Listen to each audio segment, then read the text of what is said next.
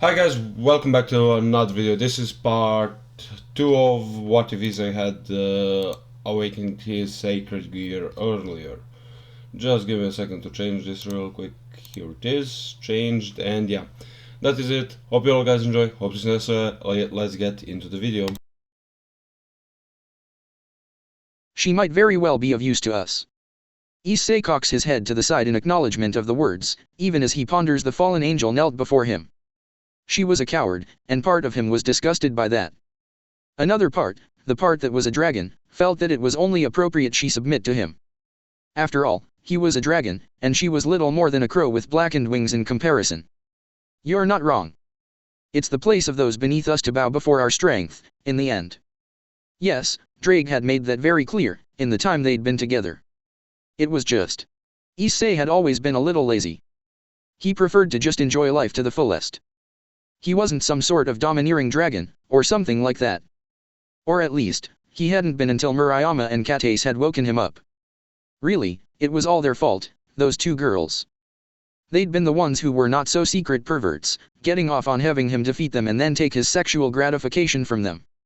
If he hadn't let them pull him into their games, he would never have fallen onto the radar of the devils who even now made Kyoa Academy their home.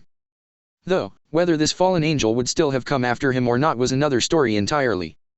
Cocking his head to the side, Issei decides to make that his first question, even as the kneeling woman trembles before him, his claws still around her neck as well as poised to disembowel her at the faintest provocation. What put you on my scent, Why did you come after me? Her eyes flicker this way and that, and Issei lets out a low growl at seeing her already looking for a way out. A slight squeeze of her fragile little throat at the same time as that growl puts the fear back in her, nice and proper. Whimpering, she quickly answers him. Why your gear? The sacred gear that resides within your soul. I thought you were just a normal human, but everyone knows about the devil bitches in Kyoa.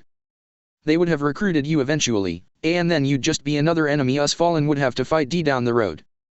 Issei cocks his head to the side at that, taking her in, trying to gauge how truthful the fallen angel is being with him. She's speaking the truth, but there's a malice beyond that as well, obviously. She is a fallen angel. If it were just your death she was after, she could have attempted to do it far quicker. She wanted it to hurt. She wanted to twist the knife before she pulled it free of your heart and left you bleeding out.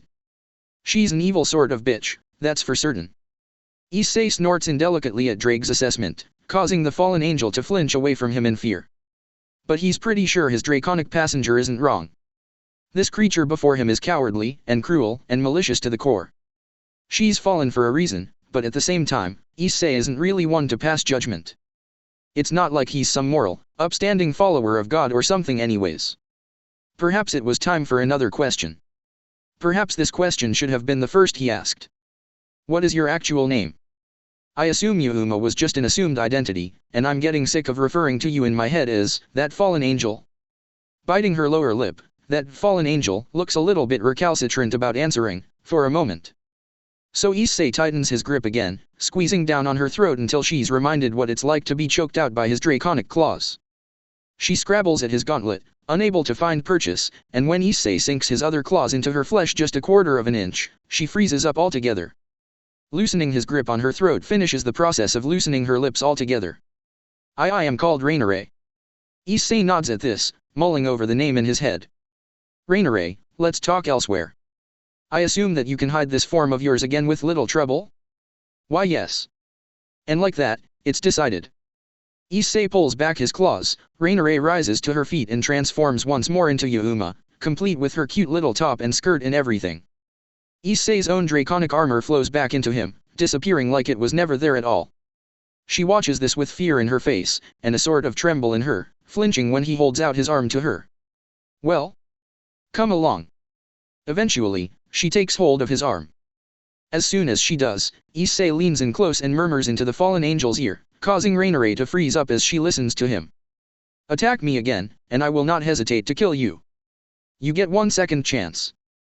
The trembling gets worse from that point on, but at the very least, she doesn't try to manifest another spear and stick it into his gut while they walk along in such close proximity to each other. Issei is ready for it, just in case it happens. Dragon scales shift and scrape against the inside of his skin, and perhaps the fallen angel at his side senses his overall irritation, because she doesn't say a word as he leads her to the one place he can. Can't take her home, because of his parents. Can't have her take him somewhere, because he doesn't trust her at all. In the end, where else can he take his date for the evening, but a love motel? XXX. You're an eager one, aren't you? Issei cocks his head to the side as Rainier slides her substantial, large breasts up and down his erection, her tongue lapping at the head of his cock.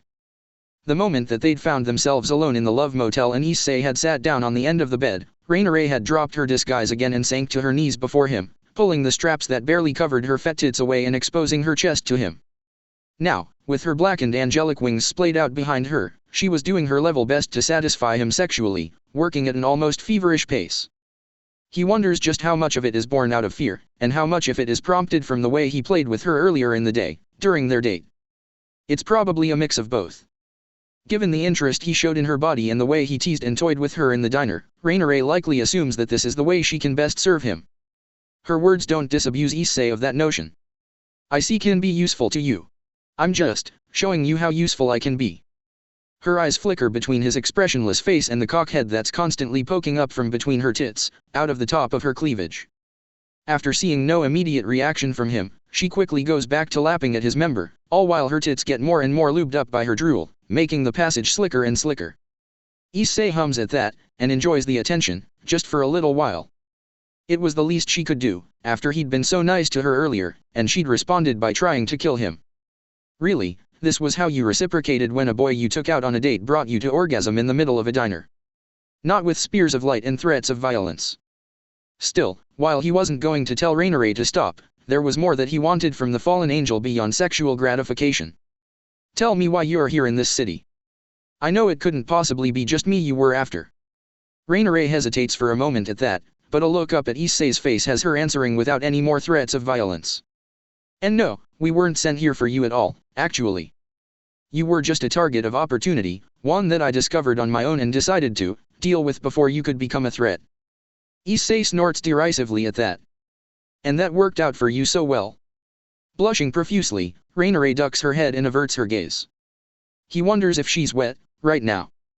Defeated so easily, and now forced to answer his questions while giving him a tit yob? She's a coward, but is she the kind of woman to get wet from this sort of situation? Stand up. Rainier hesitates, freezing at first, but then she obeys, pulling away from his cock and standing so that she's right in front of him. Reaching out entirely casually, Issei grabs the crotch of her armor, what could barely be called bikini bottoms, and forces it aside before shoving 2 fingers up into her cunt. The fallen angel's legs buckle immediately, and she lets out a hearty moan as Issei finds her not just wet, but positively soaking. Her insides cling to his fingers, gripping and squeezing as he twists them this way and that, working his digits in and out of her a few times experimentally. Pee please. Issei's eyes flicker up to Rainier's face, which is contorted in pleasure and currently bright red. He's not sure what he's asking of her, so he cocks his head to the side and lifts an eyebrow. Please what? Misunderstanding his meaning, willful or otherwise, Rainier bites her lower lip and lowers her gaze submissively. Please sir, please make me come. Issei considers that for a second, and then pulls his fingers free of her sopping wet cunt. No. Rainier shudders at his refusal, a sharp exhale as she looks at him with wide eyes. You haven't earned it yet. Get back on your knees and put those big fat knockers of yours to use. While you're doing so, you can tell me exactly why you were really here, and who else you're working with. Then, maybe if you're a good girl, I'll let you come. Now that Issei knows Rainier is just another horny, needy bitch who loves to be defeated and conquered, just like the kendo club captains, he feels more comfortable treating her poorly in a sexual manner. Perhaps he won't kill her after all. Perhaps she can be tamed properly, and the threat she represents neutralized in another way. Doing as she'd told, Rainier kneels and once again begins to give him an enthusiastic tit yob. At the same time, she proceeds to give him not quite as enthusiastic information on what she's doing here and who she's working with. Issei watches her closely, looking for lies, but surprisingly enough, they never come. Even though she's hesitant, it becomes abundantly clear that she wants him to fuck her, and that seems to make her lips rather loose. Her superior was a fallen angel of significant power, supposedly. Azazel, the Governor General of all fallen angels, everywhere. That alone was interesting information, given that Issei had not known that fallen angels were so organized. Such things are beneath dragons. Right. On top of that, Rainare was apparently in charge of this current fallen angel expedition, though issei got the impression from the way she spoke of her subordinates that her position of leadership was precarious. Besides her, there were 3 other fallen angels in the city. Donazik, Kala Warner, and Middlet. Along with a spattering of excommunicated exorcists, with more of those arriving every day. Rainare was all too happy to describe each of her subordinates to him, detailing their appearances and their weaknesses. It was clear that she cared little for them in comparison to herself. But then, issei had already pegged her for a coward, so that made sense. At the end of the day though, it was their true mission in the city that made issei sure he was going to have to interfere. When Rainare told him her plans for this healer, this Asia Argento, he knew he was going to end up getting involved. Heh, it's not normally us dragons who go around saving the damsels in distress. Unless you're finally starting a horde? A horde of maidens isn't the strangest thing I've heard of.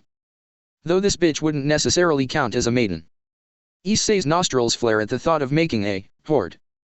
Drake had spoken of the concept before, but issei had never felt the need. He still didn't, but he knew he wanted to help Asia, even if it was to just make sure she didn't fall into the hands of Rainare's subordinates, now that Rainare was his. His? Had he already decided to claim her?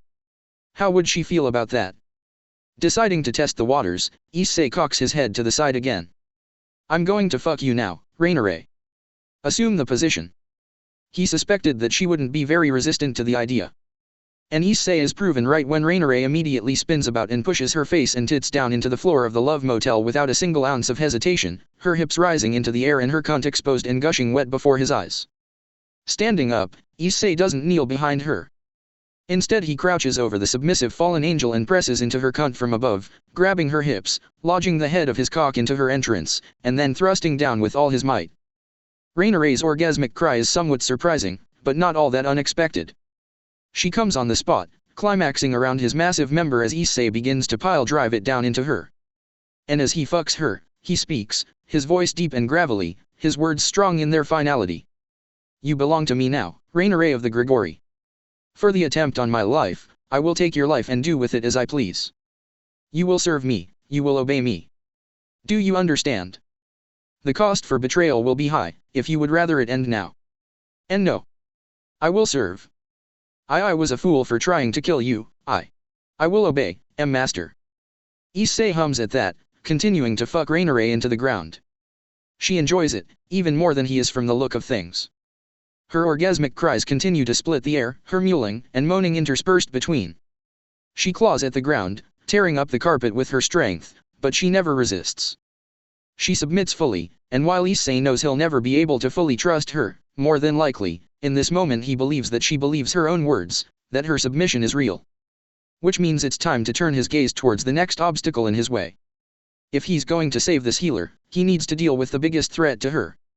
At the moment, there's no denying that that's the other fallen angels Rainare has brought into the city beneath her. The exorcists, issei is sure will scatter the moment that their supernatural firepower is gone. But these 3 Grigori that Rainare commands are more likely to try to take control in the event of her disappearance. So issei will have to take control instead. Or kill them all. Those are his options, aren't they? Though, as issei sees it, he has 3 paths forward. Kill the male fallen and take the 2 female fallen as servants in the same way that he's taken Rainare, if they are amenable as she was. From what she's told him of them, they'd likely submit to his strength. He could also keep all 3 alive though. He has no sexual desire for the male, obviously, but that doesn't mean this Donazik couldn't still be of use to issei in purely platonic ways, as a foot soldier, or a guard, or even information gatherer. Issei couldn't assure the male fallen's loyalty through copious amounts of rough, dominating sex though. Of course, was he a fool for thinking that he could control any of them through such a thing? The final option was killing all 3 of them. Rainare, he'd already decided to spare. But perhaps she's the only one he should spare. Perhaps the other fallen should die, and the exorcists should be scattered. Then, issei could ensure this Asia Argento's safety in his own time. As he continues to pound down into Rainare's cunt, the fallen angel squealing and moaning and her ass bouncing and jiggling with every thrust, issei ponders his options, wondering just what he was going to decide to do next. Rainare, you're finally back. Where the hell have you been? Wait, isn't this the brat you were, HRRK? The first sign of trouble Kalawarner gets is Donezeek's raised voice as the male fallen is the first to notice their illustrious leader returning from her self-imposed mission. When he's cut off in the middle of his exclamation with a choked gurgle, the blue-haired, buxom fallen angel decides to investigate, stepping out of her room just as Middle does the same across the hall from her. What they both find waiting for them in the hallway is shocking indeed. Raineray is there, yes, as is Donezeek. And then there's the boy with Raineray, the boy that Raineray had specifically told them she was going to take care of personally. Except the boy isn't just a boy, not if the massive draconic arm and claw he currently had poking out through Donezeek's back was any indication. The male fallen chokes and spits up blood onto himself as the brown-haired boy flicks his arm and sends their dying comrade to the ground, just like that. Then, he turns his eyes onto her and Middled. For the first time in a long time, Kalawarner feels distinctly small. For a fallen angel, this is not a common occurrence. Their leadership are seductive, cajoling types more often than not. At least, Azazel is, and Azazel is the one that Kalawarner loves with all of her blackened soul. And yet, these are the two you spoke of? You said their names were Kalawarner and Middled, correct? The boy speaks, and he does so with a confidence that sets Kalawarner's nerves alight. If she's being honest, a very large part of her wants to kill him, right then and there. He's hitting her S-button hard, and the blue-haired fallen is nothing if not a cruel, manipulative sadist at heart. Having him talk down to her like he so clearly is, she wants to hurt him. She wants to tear him limb from limb. She doesn't move, though, even as he flicks some of the blood off his claws, splattering it across Donezeek's body. She doesn't move, even as he begins to walk forward. And she certainly doesn't move as Raineray answers him with her head bowed and her gaze averted, blatant fear but also something else, lust, the whore. In her voice. Yes, master. Kalawarner doesn't move, and she doesn't speak, but Middle does. Donezeek? Raineray, what the fuck? Who the fuck is this? What the fuck is going on? Despite her gothic Lolita style, despite her young appearance, the stream of curses emitting from Middle's mouth could have come right from a sailor. Of course, at the end of the day, no matter how young the blonde looked, she was a fallen angel, and just as old as the rest of them. That doesn't stop the boy from eyeing her up and down with a slight frown. You're just a girl. The fuck I am. If there was one way to trigger Middled, it was to treat her like an immature brat. The others, Kalawarner included, teased her with that as much as they liked, but for a stranger to do it, well, the light spear was manifested in Middle's grasp within a second, and then the blonde was lunging forward, aiming to slam it into the face of this intruder. His reaction happens too fast for Kalawarner to properly track. 1 second, Middle is about to drive the light spear into him. The next, he slid out of the path of the lunge and planted his fist deep in the blonde's gut, leaving the petite fallen angel folded over his arm like a piece of paper. However, as Kalawarner watches all of this, still frozen, she notes that he doesn't go straight through Middle's chest, as he did with Donezeek. He's holding back with her. Holding back because. Kalawarner's eyes flicker over to Raineray, and her first reaction is pure disgust. The other fallen isn't currently naked, but she might as fucking well be. From her head to her toes, Raineray is a bundle of nerves and lust and arousal that Kalawarner can smell from where she's standing. The bitch had probably been taken down just as fast as Donezeek and Middled, and then she'd submitted to this boy just like that. What a pathetic, worthless worm. It made Kalawarner sick to her stomach. But at the same time, as disgusted as she was, as much as it made her look down on Raineray for being so weak, she still couldn't move her legs. His eyes turn towards her then, and alongside the desire to hurt this boy, Kalawarner feels the sensation she's been trying to ignore all this time creeping further up her spine. It won't let her pretend she's not feeling it any longer. Fear. Unbridled terror. Kalawarner shivers as the boy cocks his head at her. Are you going to fight me as well? Her legs give out on her then, and the blue-haired beauty finds herself crashing to the ground, just like that. It's not fair. This boy is not Azazel. He's not even close to Azazel's perfection. And yet, he's so beyond her that she can barely comprehend the sheer scope of his power. Kalawarner has always been a bit more capable of seeing to the heart of the matter than her comrades. She can imagine that Raineray attacked this boy and was as easily defeated as Middle was. But she can't even bring herself to raise a hand against him. He's just too strong. That doesn't mean she hates him any less though, doesn't mean that she's going to just vacate her loyalty to the Governor General of the Grigori. Still, she doesn't have to die here. Not if she can survive and be of further use to Azazel by submitting instead. She just needs to live to fight another day. As the boy looks down at her with those apathetic eyes of his, like she's nothing more than trash, Warner can only tremble in response, until finally, he nods and looks away. Of course, it's in that moment that the door at the end of the hallway bursts open, and the excommunicated exorcists that Rainier had gathered to them spill out into the corridor. The collection of corrupted holy men take one look at the sight before them, from Rainier practically cowering, to Donezik with a hole in his chest, to Middle still hacking from the punch to the gut, and Warner knelt on the floor, defeated without so much as a fight. Needless to say, being what they are, the goons rush forward into battle one and all, roaring and howling their rage as they charge at the only unknown in the room. The ensuing slaughter can't really be called a battle. More like a massacre, in which Warner learns a lot about the dragon who managed to tame Rainier. Not a boy, she reflects, as arterial spray splatters across her face for the umpteenth time. Not a boy at all, a monster, more like XXX.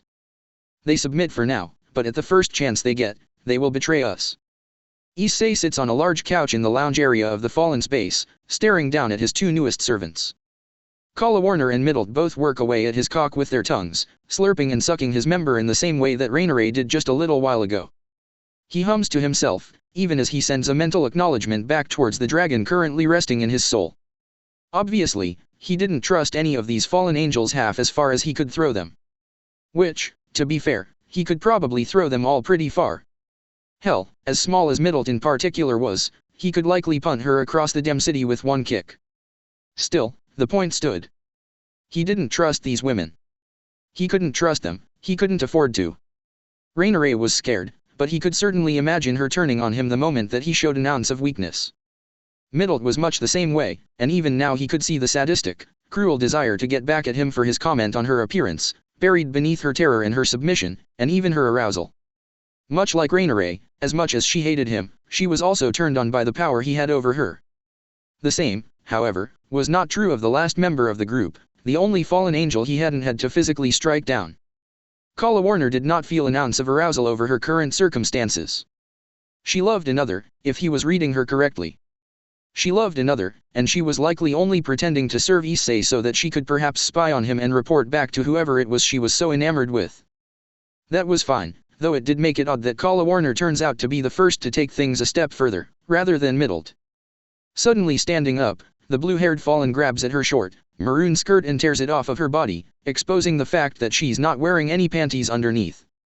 Then, she places a hand on top of Middle's head, and pushes the blonde away, just like that, climbing aboard Issei's lap and burying his cock in her cunt, just like that. Despite the fact that he knows she's not really interested in him, Warner still manages to somehow be wet down there, as she begins to bounce up and down on his member, moaning and panting heavily, her face quickly growing flustered and red. Middle lets out a belated hey from the floor, but the blue-haired fallen just looks at her like she's a bug and scoffs. You snooze, you lose, Middle. When she turns back to him, however, Issei decides he's tired of being completely passive. His hands come up, and he rips Warner's top open, causing the fallen to gasp as her breasts spring free of their confines. It doesn't matter what her intentions are at the moment, Issei has decided. He'll handle her inevitable betrayal later. For now, he's going to enjoy her to the fullest, if she's willing to just give him her body like this. Grabbing and squeezing her tits in both hands, Issei fucks up into Warner with deep, penetrating thrusts, rapidly taking control of the situation as she moans and bounces up and down on his cock like a bucking bronco, her voluptuous body jiggling in all the right places as a result. It doesn't take long for him to bring her to climax, despite the fact that she started out only pretending to enjoy it. In fact, Issei makes a point of forcing Warner to orgasm around his cock at least 3 times. She might have submitted the easiest, at least outwardly, but inwardly, he knew she was the most dangerous of all of them. The zealous fanatics always were. Only once she's moaning and twitching with her eyes crossed in a most humiliating manner does Issei finally deign to fill the blue-haired fallen with his seed, before almost contemptuously tossing her away from him. Then, he turns his eyes onto Middle. After all, at this point he's had Rainier, he's had Warner, no point in not completing the set, if Middle is willing to submit. Of course, the pint-sized blonde isn't going to make it easy on him, is she? I suppose you are going to fuck me now, aren't you? Of course you are, you pig. Humph, you and your big fat cock, like that somehow makes you special or something. You see, Eep. As he manhandles her into position, the tiny blonde fallen finds herself suddenly folded in a full Nelson, with her cute little wet pussy hovering over the bulbous head of his massive cock. Issei pauses for a moment to let the gravity of the situation hit her, and then, right as she's collecting herself to continue on with her rant, he drops middle down onto his member, impaling the centuries-old fallen angel on his dick without pause. She squeals like a stuck pig, of course, and her entire body shakes and trembles. She's even wetter than Kala Warner was, but then, unlike Kala Warner, she'd actually been getting off on all of this time, just as Raineray not so secretly had. As such, it's no wonder that the very first thing Middle does upon being impaled on his cock, despite all of her bluster and bravado, is climax along his shaft. Issei doesn't let that slow him down for even a moment though. He immediately begins to bounce Middle up and down on his dick again and again, fucking the pint-sized fallen nice and hard, thrusting up into her extremely tight cunt with all his might. She's a lot quicker to come than Kala Warner was, with a hair trigger that Issei presses on again and again as she tries to collect herself, as she stutters and stammers half-hearted curses at him, through her moaning and wanton, pleasured screaming. When he's done with her, she's in a much worse state than Kala Warner, with her eyes rolled up in her head and her tongue lolling out of her mouth. She's the picture-perfect image of Ajo, as he drops her to the floor and lets out a soft sigh. Raineray is between his legs in moments when he sits back down again, her tongue and lips working over his shaft almost enthusiastically. It's obvious though that she's more afraid of him replacing her with one of her subordinates than anything else. Still, Issei appreciates the act, even if the thought is built on self-serving fear, so he allows it to continue. Now that he was here, he supposed he had taken over this base. He'd subjugated 3 fallen angels, killed a 4th, and then decimated a bunch of excommunicated exorcists. Only one of those mooks had been even remotely interested, pausing in the middle of the battle to scream about how he was going to rape Raineray, Middle, and Kala Warner all at once he saved them from Issei. Yeah, that had been a bit odd. Not that exorcist had been any more difficult to kill than the others. His head had certainly splattered across the cobblestone of the church catacombs easily enough. Now Issei had to make decisions. He had to make plans. Somehow, he'd ended up going from choosing Yuuma over Akeno or Tsubaki to avoid getting involved with devils, to getting involved with fallen angels instead. It wasn't Issei's original intention, but now here he was with 3 submissive fallen, and apparently an excommunicated holy woman of some sort arriving soon in the city. It was all very taxing. He really just wanted to take a nap if he was being honest. Or better yet, go home, pass out, and forget this all ever happened. Alas, he didn't think that was going to be a possibility. His draconic blood had been awakened, ever since Drake had started talking about hordes. He wanted to save the girl, yes, but he also wanted to keep her. Was that a bad thing? Maybe, maybe not. All Issei knew was that he needed to decide what he was going to do next. How was he going to handle this Asia Argento? Luckily, Asia is due to arrive on a Tuesday, and it's already Friday. So skipping school for 2 days isn't too much of a hardship. And it even allowed him to make arrangements for what was going to happen when this Asia Argento girl finally did arrive in the city. After all, the original plan just wasn't going to work, not in Issei's opinion. Damn right it wouldn't have. Those fallen angels might be scared and fucked silly at the moment, but you can never trust wenches like that. Leave her alone with them, and they'll get up to some freaky stuff right quick. Yes, in this Issei and Drake were in complete agreement. Allowing Raineray, Kala Warner, and Middle to continue to live, albeit under his control, that was one thing. But allowing them to care for the very excommunicated nun that they themselves had been planning to kill? That was just asking for tragedy. So, at the end of the day, Issei had the 3 female fallen angels bunkering down at the abandoned church they'd been hanging out in the first place until he decided what he was truly going to do with them. They did belong to him now, after a fashion. He had claimed them as his own, and he wasn't just going to let them go easily. And that wasn't even taking into consideration the damage they might do if he did let them go or anything like that. No, it was better to just keep them under watch for now, and without their minions too, so they couldn't get up to too much trouble. But regardless, all of this meant that Issei was waiting for Asia alone when she finally stepped off of her bus. As the nun looks around, eyes wide and filled with trepidation, Issei steps forward and clears his throat, offering her a smile. Asia Argento, yes? I'm here to pick you up. As she startles those gorgeous wide eyes of her turn in his direction, Issei takes a moment to truly take her in. He dismisses the suitcase immediately, of course, knowing that a young woman cast out on her own with nowhere to go would have all of her belongings with her. It was honestly kind of sad that all of her stuff fit in one suitcase, more than it was surprising that she had one in the first place. Issei was more focused on the girl herself though, if he was being honest. From the moment that he laid eyes on her, he had to admit, she was beautiful. The photo that Rainare had of her didn't really do her justice, but then, neither did her attire. With a dark teal nun habit and a white veil over her head, along with fairly nondescript brown boots, she was dressed extremely religiously and functionally, but not very sexily. Humph, where's your sense of taste, Issei? I think that those fallen angel strumpets and their fetish gear have completely overloaded you and left you with a strange set of standards for sexy. A beautiful busted blonde in a nun costume is definitely sexy. Drake might actually have a point, now that he thought about it. Maybe Issei's experiences with those skanky fallen had unduly influenced him. Asia was dressed conservatively, sure, but she was also sexy in her own innocent naive way. Because she didn't seem to realize just how well her nun habit fitted her voluptuous young form, that was for sure. Beautiful busted blonde indeed. Yes. I am Asia. Thank you, I'll be in your care. Issei chuckles as the ex-holy woman stutters and stammers and bobs her head up and down in a bow to him as she holds her suitcase in front of her so cutely.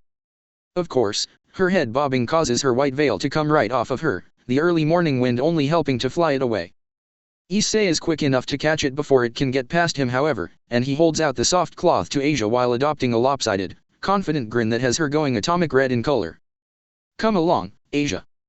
Come along. He makes sure to take her suitcase from her, of course. He's a gentleman, after all, and he's more than strong enough. Asia gives it up without much complaint, and the two of them exchange small chat all the way to Issei's home. He's already had a short talk with his parents about Asia's arrival. His mother and father believe Asia to be a foreign exchange student that Issei is hosting for a while. It'll have to do, until he gets a better cover story. Though honestly, he might just move out soon. Maybe that was a way he could put his new pets to work, literally. If Rainare, Kala Warner, and Middle could get him enough cash for Issei to get an apartment for himself and Asia and, well, anyone else who ended up coming along, because really, at this point Issei knows there's going to be more, then that might be a worthwhile use of their time. They certainly might not think so, but then, Issei's opinion is really the only one that matters now, isn't it? Either way, he brings Asia to his home, and when they step inside, the blonde girl is visibly surprised. I thought, that is, I was told that I would be staying at a church, Issei. Chuckling, Issei continues to lead Asia through the house, mostly by virtue of having her suitcase. She wasn't just going to let him walk away from her with it after all. Making his way to the guest bedroom, Issei steps inside and places Asia's suitcase on her bed. Only then does he turn to regard the slightly confused, slightly fretful blonde. There's been a slight change of plans, Asia. You might want to sit down for this. Asia does so. The poor girl is just too used to following orders, from what Issei can see. But then, her entire life has probably been one order after another. The concept of having her own agency, of making her own choices, it's probably never even crossed the young nun's mind. But then of course not, she was a nun. They were all about service to God and whatever, right? Meanwhile, Issei was a dragon, down to the depths of his soul. He could never see himself submitting to another. Not after growing up with Drake at his side, and doing all he could to make sure he had the power to remain independent of anyone and everyone. Oh, there would likely be those that would try, just like Rainare had tried to kill him outright, but Issei was, above all else, a dragon. Asia though, was just a sweet girl, lost and adrift in the world. So, once he's sat her down, Issei sits beside her and begins to talk. He tells her everything that had happened over the last 5 days, leaving out the bits that would make him look bad in favor of making himself the hero instead. Why can't the dragon be the hero to the maiden, after all? Who says the dragon has to be the villain that the knight comes to free the maiden from, really? By the time he gets to the end, Asia looks, well, not good, certainly. Really, she looks heartbroken. Her gorgeous green eyes are wide and watery, and her lower lip is wobbling. Issei lets out a sigh and shrugs as he comes to the end of his tale. So, you see, once I learned of their plans for you, I couldn't very well let them go on, or let you fall into their clutches, regardless. I decided I would pick you up instead, and put you under my protection. With his story done, Issei prepares for Asia's reaction. If she responds in fear or anger, he'll have to take drastic measures and, oh, she was hugging him. Issei blinks as the blonde nun practically throws herself into his arms, hugging him close and sobbing into his shoulder. He wraps his arms around her in turn, of course, and squeezes her tightly to him, letting her cry it out into his shirt. To be fair, he hadn't technically lied, but it was still a little silly that Asia seemed to believe him so quickly, and not only that, but trust him so much that she would initiate physical contact with her. Really, he could have been some teenage mega pervert who would get off on the slightest contact with a girl's clothes, let alone her body, for all she knew. If you were that kind of person, I think I'd have died of the shame by now. Luckily, you have a perfectly normal, perfectly healthy libido for a dragon, and nothing more than that. Issei has to contain the urge to snort at that. There's no denying that while he's not exactly getting off on having Asia sobbing into his shoulder, his draconic instincts are urging him to take her, to claim her, to make her his already. But to be fair, Issei isn't sure that's what's best for Asia at the moment, and in a way, hasn't he already claimed her for his hoard? Shit. He literally just went and snatched her up and brought her here before anyone else could even know she was in the city. All to save her, of course, but still. When Asia finally pulls away, sniffling a little still and wiping her eyes with the back of her hand, Issei sits quietly and waits. Eventually, she looks up at him, those green eyes of her shining as she offers a watery smile.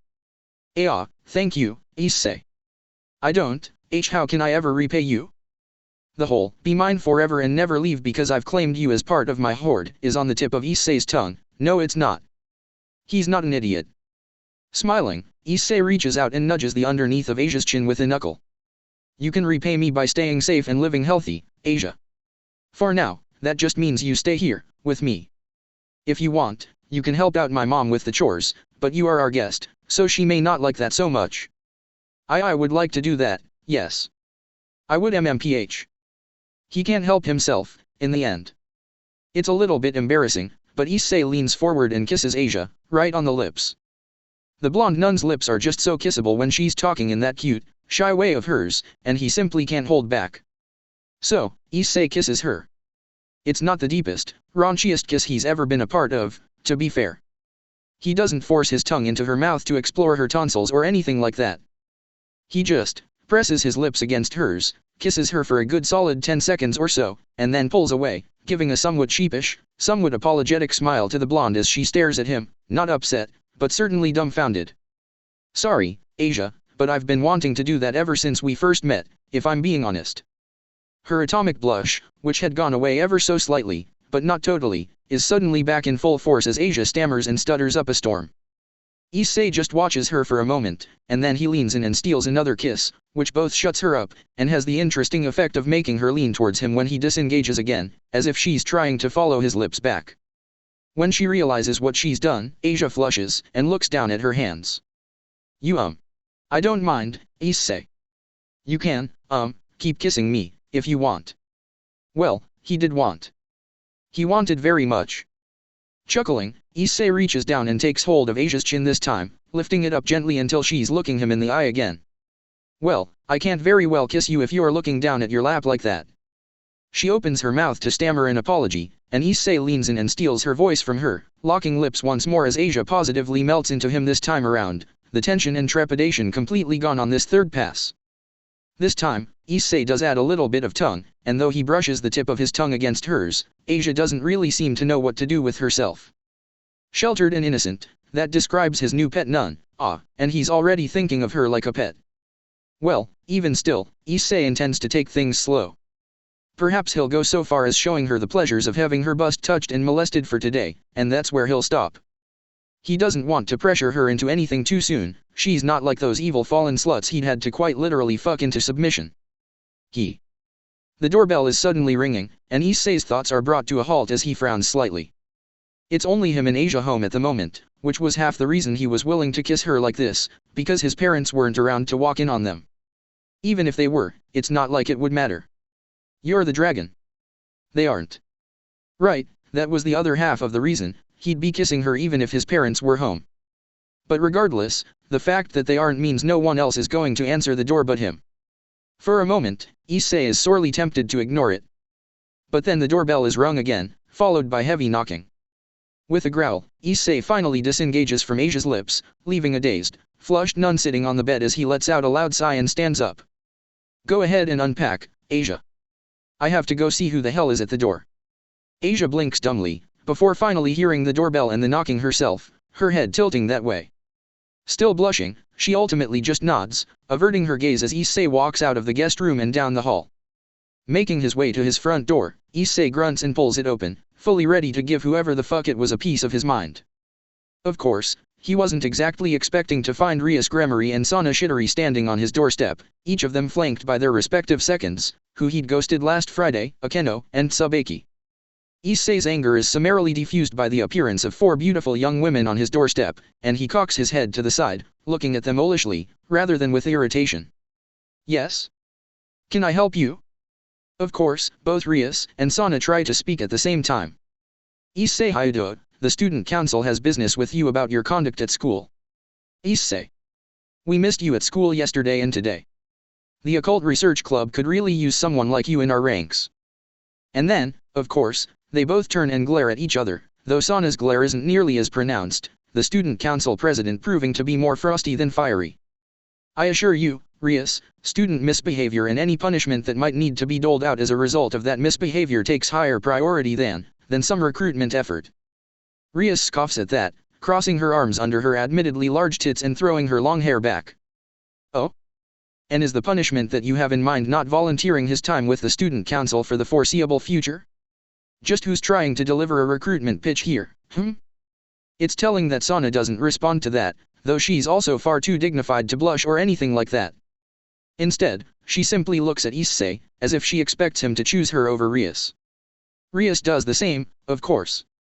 Oh my, it's been a few users now since I was in the body of a guy who had this many smoking fine female devils after him. Not sure if this is luck or not, to be perfectly honest. Issei resists the urge to facepalm, instead settling for rubbing the bridge of his nose as he looks between the expectant devils before him. Their intentions are obvious, but this is probably something he can't keep putting off, if he's being honest. Still, he could certainly put one of them off while using the other as the excuse. But then, if he were to do that, who exactly was he going to send away? Rias or Sana?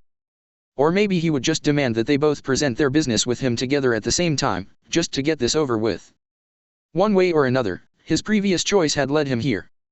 And now it seemed he had another to make. Looking over the 2 beautiful female devils, and their equally beautiful queens, Issei lets out a sigh. There was never any chance that he was going to choose one over the other, not really. Shaking his head, he crosses his arms over his chest and gives each of them a stare down, looking Rias and then Sana dead in the eye until they're the ones who avert their gazes away from him, even if they perhaps don't fully understand why they do. You can all come in if you like. You will both be able to say your piece together, or not at all.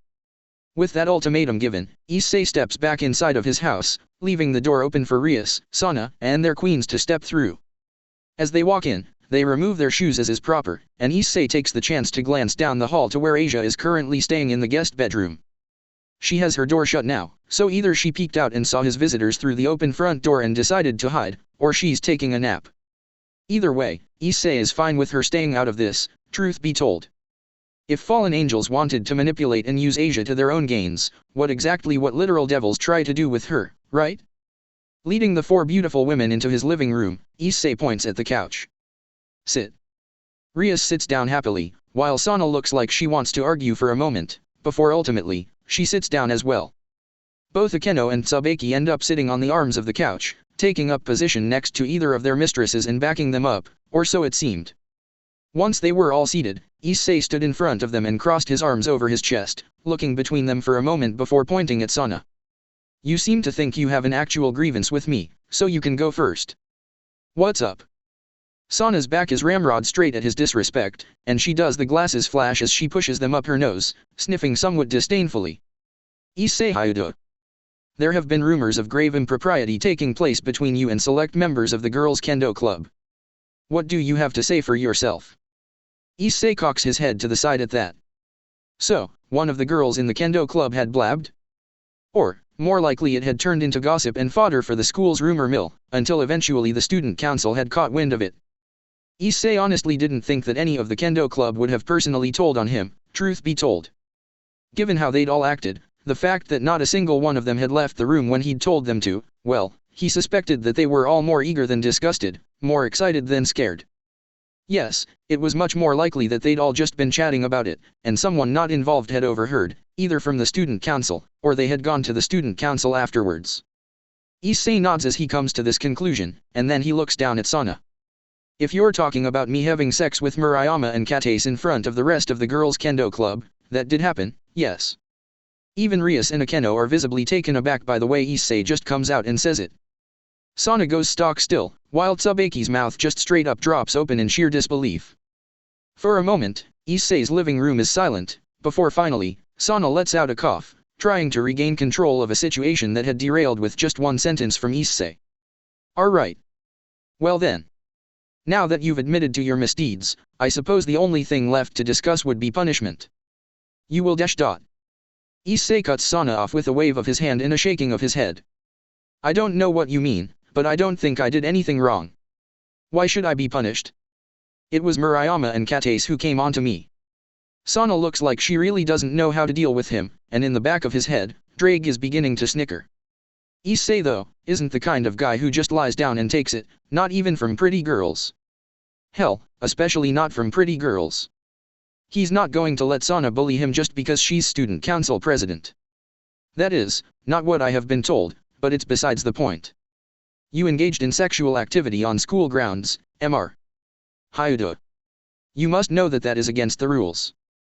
Issei cocks his head to the side and thinks for a moment, before shrugging. Yeah, I suppose it probably would be, wouldn't it? Alright, I won't have sex with anyone on school grounds again, I guess. Now Issei, don't make promises you can't keep. Sana is scowling now, even as Issei just kind of looks at her expectantly. While that's all well and good, there's still the matter of you doing it in the first place.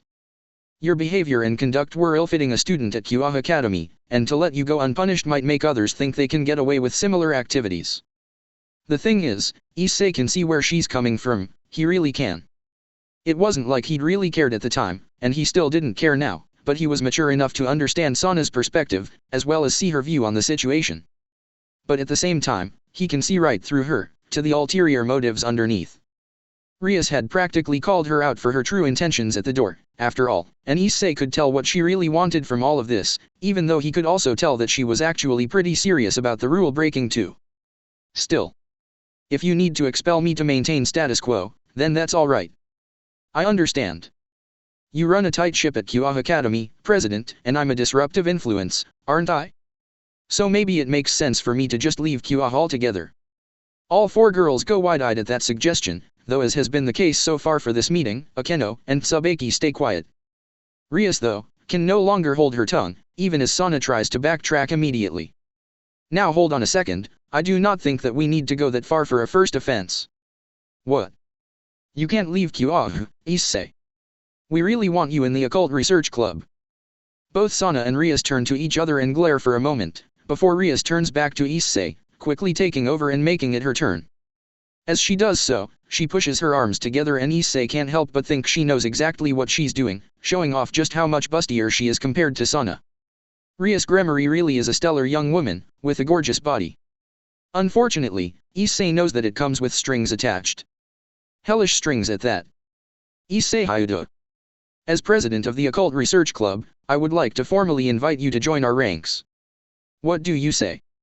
Sana opens her mouth to try and butt in again, but Issei beats the female devil to the point with his simple, succinct response. No.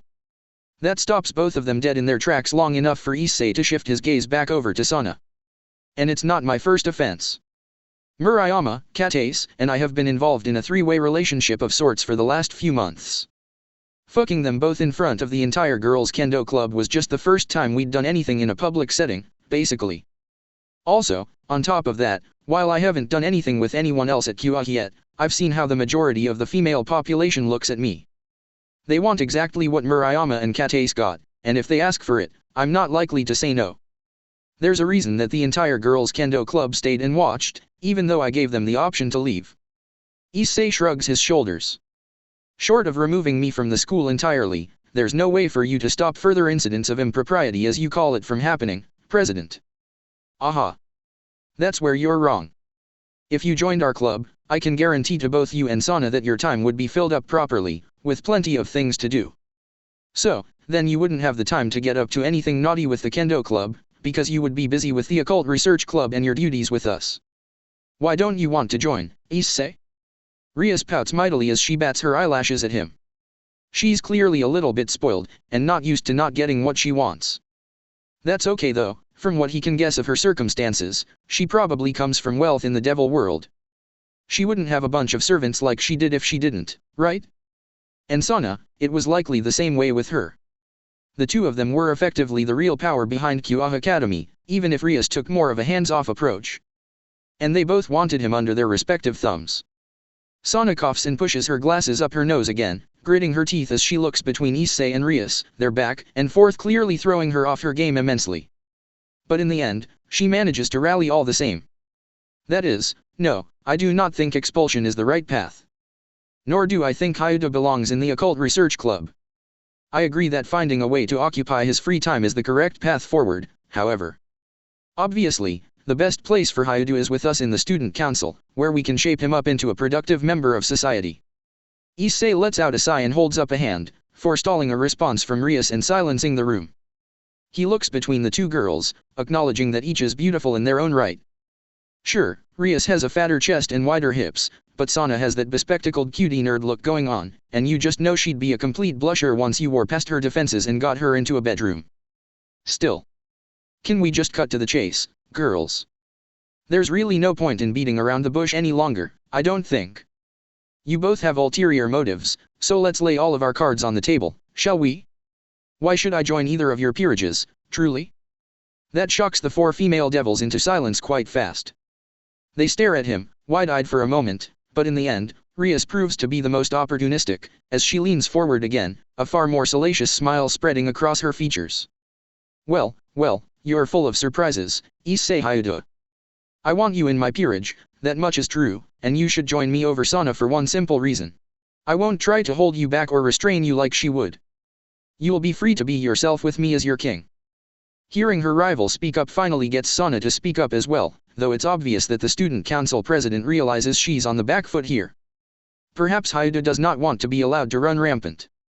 If you join my peerage, not only can I assist you in unlocking the true depths of your power, but you will also find structure and discipline in good measure, both of which you clearly sorely lack. Issei cocks his head to the side, acknowledging Sana's words. Truth be told, he respects her attempt.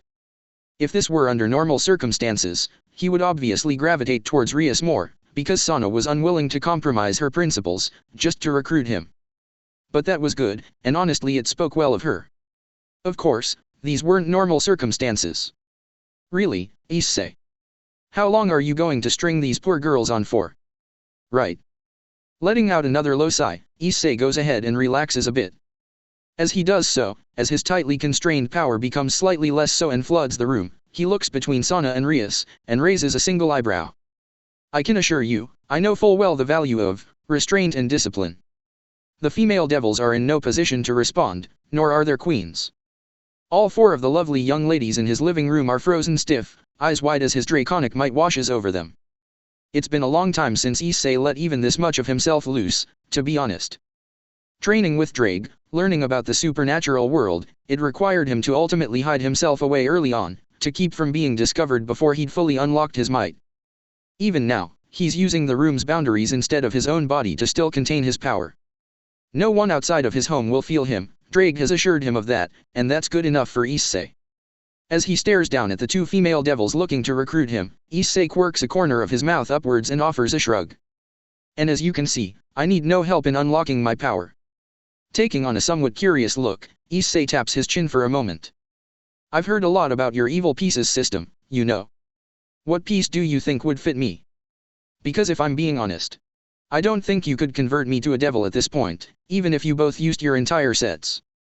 Well, that's probably not true, but you would certainly consume more than a handful, that's for sure. It doesn't need to be true though, Issei can see the effect his words combined with the display of his power are having on both Rias and Sana. They flinch back as if struck at the idea of trying to convert him, now that they've seen just a glimpse of what he really is. Letting out a sigh one last time and smiling at both of them, Issei shrugs. I'll stop going to QA, if that's what you want from me. Also, I suppose if you need anything from me at any time, you can always petition me for help. We might be able to work something out. Reaching up, Issei scratches at his cheek nonchalantly, before finally, almost casually reining in his power once more, and wrapping it up tightly within the confines of his human body. As he does so, the female devils arrayed on his couch visibly relax, panting slightly for breath as they're freed from the oppressive weight of his presence unleashed. After a moment, Sana and Rias exchange a glance, before standing up in unison. To Issei's surprise, they and their queens bow to him. Sana is the one who speaks, still formal, but that doesn't make her words any less shocking. "We apologize for intruding upon your home and making demands of you, dragon. At this time, we have no desire to drive you from Kyoa Academy." Straightening up, Sana looks slightly pained as she makes one last request. "Just, please try to keep your dalliances out of the public eye." Issei inclines his head in acknowledgement, though for him, that just means, "I'll think about it," at the end of the day. With that though, the meeting is over, and both Sana and Rias hurry out of his house with their queens at their heels. Though neither Rias nor Akeno can keep from glancing back at him more than once as he walks them out and closes the door behind them. As Issei steps back into his living room, he blinks and then sniffs at the air, furrowing his brow slightly. In his head, Drake laughs. "What, you're surprised that they liked your display of power? Why do you think there's all those stories about dragons stealing maidens spread throughout human mythology? I'll tell you this much, it isn't because we stole shit, it's because mortal men's fragile egos couldn't handle the fact that their women liked us better." Issei can't help but chuckle at that, even as he shakes his head. Well, that had certainly been something. He wasn't sure if anything would come of it though. Only time would tell, he supposed. Surprisingly enough, things quiet down in the week that follows the meeting between him, Rias, and Sana. Issei does his best to keep his dalliances out of the public eye, which basically means that when Murayama and Katace want to go another round, he fucks them both in private, away from the eyes of the girls' kendo club. He's sure that that disappoints some of the kendo club's members, but truth be told, Issei doesn't really need an audience, it just enhances the experience a bit. Still, after the way he left things off with the female devils who had effectively invaded his home the week before, Issei was expecting something to happen eventually. So, he wasn't all that surprised when the door suddenly opened in the middle of class, and Akeno Himejima stepped inside, smiling benignly, her beautiful body barely contained in the Kyoa Academy girl's uniform. The teacher stutters to a halt at the start of the room and blinks at the disruption. Before he can properly gather his thoughts and say something, Akeno overrides the middle-aged man and holds out a note. "Sorry sensei, but I've been assigned to pull Issei Hyudu out of class for a very important meeting. Here's the note." Issei watches, even as half the eyes in the room turn towards him, the other half remaining fixed on Akeno's beautiful figure, as his teacher takes the note from Akeno's outstretched hand, trying desperately not to stare for too long at the beautiful black-haired woman before him in the process. Flicking the note open, the teacher reads it quickly before coughing and nodding to Akeno. "Everything seems to be in order here. Issei, go on ahead. And take your things with you, it seems you'll be out for the rest of the period." Issei cocks an eyebrow but doesn't argue. He's curious now, about a number of things. Packing his things, the young man heads to the front of the room, and then follows Akeno out of the classroom entirely when she gives him a smug little smirk, only to twirl around on her heel and start walking away, just like that. There's some murmuring that builds into a dull roar as Issei steps through the doorway and finally departs, and some ineffectual attempts from the teacher to try to get his class back in order as the rumor mill starts up in earnest with Issei and Akeno's departure. But Issei doesn't pay that much mind, he's too focused on Akeno's swaying backside. He takes it in with the confidence of a man who knows that the woman in front of him is only staying in front of him because she wants him to look. And from the way Akeno sways her hips so perfectly on every step so that her shorter-than-regulation skirt swishes and flicks this way and that, giving tantalizing glimpses of her thighs but nothing more, yeah, Akeno wants him to look. Still, he's not precisely glued to her ass or anything like that, nor is he the type of person to allow himself to be led along like a puppy or whatever. Eventually, Issei's curiosity gets the better of him. "What did the note say, to get me out of class?" Akeno giggles as she flashes a grin at him back over her shoulder, followed by a wink. "Certainly not the truth. Come along, Issei." Issei just follows after Akeno, humming to himself, wondering where this path might lead, at the end of the day. Was he taking her to Rias? Was Gremory going to make some further offer without consulting Sana, to try and steal him again? She'd have to offer him quite a lot to even have a chance, and Issei was pretty sure she simply didn't have enough. At least, not enough to see him joining her peerage. Other things, maybe they could work something out. But in the end, he turns out to be wrong. Akeno doesn't lead him to Rias, in fact, she takes him somewhere else entirely. As she takes out a key and opens the door for him, Issei just lifts an eyebrow and then steps forward, into what turns out to be an entirely empty lounge room. There are couches and comfy armchairs galore, but the place is just a tad dusty, as if it still sees regular cleaning by the janitorial staff, but not regular usage by anyone else. Issei turns around when he hears the click of a lock behind him. There, Akeno stands, having just locked the door. She has an interesting look on her face. It's a mixture of conniving and anticipation, of wicked excitement and intense staring. Staying where he is in the middle of the lounge room, Issei waits for her to come to him. Taking 2 steps forward, Akeno stops, and her smile grows a bit, becoming almost manic in its intensity. I've had all week to think about you, Issei Hyuda. I've had all week to think about this moment. I know you now. I know what you need. Issei watches, eyebrows raising, as Akeno suddenly runs her hands across her body. With a flare of magical power, her school uniform begins to transform into something else. He soaks it in, not moving from his position, not looking away even once. He watches as Akeno transforms herself from a voluptuous, buxom schoolgirl, into what can only be called a dominatrix. There's no other word for the change in looks. From the black leather corset and leotard combo she's wearing, to the arm-length black gloves, to the thigh-high stiletto boots that she now has on her legs. Her creamy thighs are fully on display now, as are her pale shoulders and her upper chest, down to her impressive cleavage. The rest of her is covered in black. To complete the display, Akeno summons a riding crop of all things into one of her gloved hands. Stepping forward, she slaps the end of it into her other gloved hand and licks her lips salaciously as she looks Issei up and down, as if inspecting a piece of meat. After a moment, she giggles teasingly behind her hand at his complete lack of reaction or action. What's the matter, Issei? Cat got your tongue? I thought as much. Slowly, Akeno circles around him, her stiletto heels clicking across the floor, her eyes roaming up and down his body. She brings the riding crop up and slides it across his unmoving frame as she does so. I knew it from the moment I saw you. You have a lot of power, Issei. And you use it to lord over those girls that are too weak to handle you, but that's just it. All you've ever had are girls. Stopping in front of him again, the devilish dominatrix plants a gloved hand on her chest. You haven't had a woman like me before. The riding crop comes up between his legs, but Issei doesn't even grunt as she runs it across his crotch. Now then, why don't you show me what we're working with, and we can get started on today's lesson. For a moment, Issei and Akeno just stare at each other, the former expressionless, and the latter grinning wickedly, like the cat that caught the canary. Then, slowly, he reaches down and begins to unbuckle his belt and unbutton his jeans. Akeno's grin only widens in anticipation. XXX. Oh fuck, oh fuck, oh fuck. Sorry. I'm sorry. Please fuck me harder. UNFF UNFF UNFF. Issei certainly isn't going to stop at this point. He's having far too much fun fucking Akeno Himejima into a stupor. The would-be dominatrix is currently folded up on one of the couches in a rather humiliating position. With her back curved along the back of the couch, she has her legs spread and high up in the air. Issei holds one by the ankle, but his other hand has snaked back behind her head to grab her ponytail at the base, controlling the movement of her neck and forcing her to look up into his eyes, even as his big fat cock pounds into her cunt again and again. Her corset is ripped to shreds and her big, full breasts are bouncing and jiggling all over the place, while the crotch of her leotard has also been torn out, exposing her pussy, which Issei is taking full advantage of by tenderizing it with his cock. He's fucking her nice and hard, and by this point, Akeno has lost control of not only the situation, but herself as well.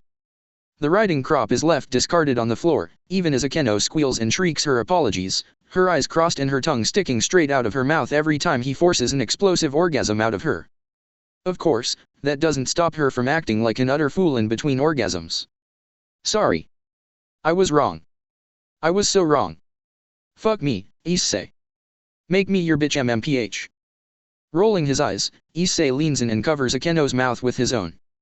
To his surprise, this provokes the strongest reaction of all. The dark-haired girl goes bright red at the sudden kiss, her eyes focusing on his eyes and her tongue submitting to his tongue as he does his level best to stick it down the back of her throat. She seems almost embarrassed about the kiss, in a way that she obviously wasn't embarrassed about everything else that had happened since he'd taken control of the situation and she'd so easily caved before him. It was obvious that while Akeno had a bit of sadist in her, she was also very much a masochist at heart. How much of either she truly was irrelevant. Because at the end of the day, when faced with issei's sheer will, she'd crumbled like a stack of cards. He was curious to know whether she'd always planned to do so or not, but in the end, it really wasn't that important at the moment. What was important was fucking her nice and hard until she couldn't walk straight for a week. That's what issei does. Though, now that she's no longer able to shriek about losing and being sorry and wrong, Akeno almost seems to be getting even more into it. Getting over her embarrassment in regard to the kissing. The dark-haired devil reaches out and wraps her arms around his neck, and then her legs around his back. She clings to him as he fucks into her again and again in a classic mating press, and completely submits in every possible way to his conquering cock, tongue, and hands. With a grunt that's swallowed up by Akeno's lips, Issei finally begins to come. He does so without any further warning, prompting Akeno's eyes to go wide, and then fully and properly roll back in her head as she jaws right there in front of him, climaxing hard around his jizzing cock. The two of them are lost in the throes of mutual pleasure for a time, Issei pumping a thick load deep into her quim, and Akeno orgasming her brains out, her pussy juices squirting out from the sides of his cock stretching out her pussy. When they're both done, Issei pulls back, but he's not finished with her yet. His grip on her ponytail is still strong as he drags Akeno off of the couch and onto her knees, forcing the dominated dominatrix down to eye level with his messy, still hard cock. The moment that her dazed gaze focuses on his shaft, the moment that she properly sees him and the state of things, Akeno lets out a heartfelt moan of appreciation and excitement, and promptly opens her mouth nice and wide, rolling her tongue out in an extremely lewd manner. Smiling appreciatively at this, Issei sticks his cock into Akeno's mouth, and then right down her throat. He doesn't waste time letting her get used to the length or anything like that, he just grabs hold of the base of her ponytail with both hands and begins to face fuck her, right then and there. Gag. Gag. Gag. Akeno chokes on his cock most quickly, gagging as she's forces to deep throat him then and there on her knees. Her hands come up and she grabs his legs, but she doesn't try to pull away. In point of fact, it's the opposite. She slides her hands around his legs, and drags him in even further, pulling herself down his cock at the same time until eventually, her lips suction down around the base of his dick. She looks up at him then, eyes watery and tears starting to fall, and Issei looks back down at her with an approving smile. There's something to be said about turning the tables on a dominatrix, even if he still wasn't entirely sure Akeno actually was a dominatrix. Maybe she'd just thought this would be the best way to get him to teach her that her place was at his feet, not trying to control him. Issei honestly couldn't say for sure. All he knew was that here she was now, happily choking on his dick as he face-fucked her, offering no resistance in any way, shape, or form. With how tight and wet and hot her mouth is, and how it feels to have her throat convulsing and spasming around his cock, it's not long before Issei reaches his next orgasm, given he's not precisely holding back. In the end, just as he's tipping over the edge, he makes sure to rip his cock out of Akeno's throat, pulling back from her mouth and leaving her lips with a pop. Using one hand to force her head back, Issei takes a hold of his member with the other and begins stroking it, aiming his meat cannon directly at Akeno's face. Seeing this, Akeno lets go of him and reaches down to her own chest, her gloved hands taking hold of her impressive pale mammaries and lifting them both up. She holds her tits aloft for him as offerings, and that's all Issei needs to finally finish a second time, his seed pumping from his balls, down the length of his cock, and ultimately spraying all over Akeno's face and breasts. He positively coats the dark-haired devil in his cum, leaving not a single inch of her upper body uncovered, painting her in the sticky, white seed until he's finally finished and there's none left. Once he's done, Issei releases his grip on Akeno's hair and steps back, just taking a good, long look at her. Far from the wicked confident grin that she'd worn just after changing into the full attire of a dominatrix, far from the attempt at dominating him with the riding crop, Akeno looks ruined now. And she looks happier ruined than she ever did before. Moaning wantonly, the devil licks up his seed from her own breasts, scooping it off of her face and slurping it from her gloved hands as well. She's panting heavily, causing her tits to jiggle with each breathless inhalation and exhalation, and she looks like a whore. Like a needy, cock-hungry slut. But if she is that, at least she's his needy cock-hungry slut. Smiling slightly, Issei speaks up, finally. Tell Rias that if she wants anything from me, I'll consider it. But it'll cost her. It'll cost her a lot. Still, if she's willing to pay the price. Akeno looks up at him as Issei approaches, and Issei just smiles as he produces his belt from before and swiftly and almost casually manages to wrap it around Akeno's throat and cinch it tight, before she has even a chance to react. tightening it only enough to make her uncomfortable without actually strangling her. Issei leans in, even as he pulls Akeno up off of her ass and to her full, still kneeling height. I think we both know where we stand now, Himejima. And you know who you belong to. He lets that hang in the air between them for a moment more, before undoing the belt around her neck just as swiftly and pulling it back. It's done its duty as a makeshift collar, and from the look of abject lust on Akeno's face, she loves the thought of being his collared pet. To be honest, Issei doesn't want an outright slave or anything like that, but after today, there's no denying that he views Akeno as part of his horde, in an incredibly possessive manner. How can he not, really? Regardless, putting his belt back on, Issei turns and leaves the lounge room behind without another word. He leaves Akeno to fix herself up and clean up the mess she's made, and he leaves her to deliver his message to Rias as well. Whether or not the redhead will take him up on his offer anytime soon, Issei couldn't begin to guess. She can't have him in his peerage, but she's one of the most beautiful women in school, and Issei recognizes that he wants her, just like he wants Sana and Tsubaki as well. All four of the devils that had invaded his home and then filled it with their arousal. Issei's draconic instincts were telling him to claim them, to possess them. They were already his, they just didn't know it yet. But at the same time, he was the patient, lazy sort. They would come to him, soon enough. He was sure of that.